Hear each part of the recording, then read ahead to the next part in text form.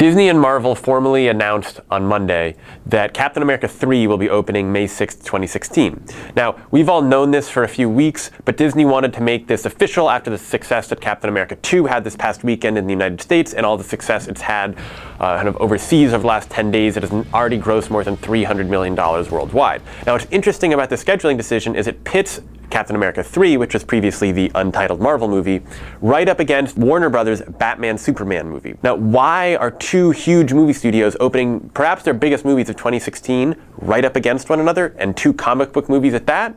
Ego. You see, Marvel and Sony have long had a tacit agreement that they would alternate on that first weekend in May. It's where Sony's released 3 of its 5 Spider-Man movies, which is of course a Marvel property, and it's where Marvel and Paramount opened some of the first Iron Man movies, and where Marvel and Disney have opened the subsequent Iron Man movies, as well as the Avengers movie. It's where Avengers 2 will open in 2015. Warner Brothers, which owns DC Comics, Marvel's rival, has long operated in mid-June and mid-July, where it released the Dark Knight movies, and where it released Man of Steel. That's where it was going to release Batman Superman in 2015, and then it decided it needed to push to 2016. When it looked at that schedule, all of a sudden Spider-Man was already in mid-June, Marvel was in early May, and Warner Brothers, wanting to prove that DC can go head-to-head with Marvel, plopped down its Batman Superman right there, believing that Marvel had scheduled kind of a lesser, newer movie like Guardians of the Galaxy, which may be a big success, but doesn't have the established fan base. Lo and behold, it ended up being Captain America 3, which is a huge success. You'd think, hey, Batman Superman can trump anything. Marvel is confident enough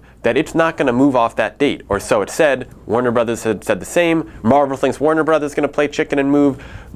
Warner Brothers thinks Marvel is going to end up having to move, scared of Ben Affleck as Batman.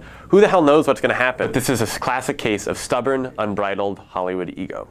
Thank you for watching the latest Hollywood Torrent. I've been gone for the past 3 weeks. It's good to be back. You can follow me on Twitter at Lucas_Shaw, and please read The Wrap, www.thewrap.com.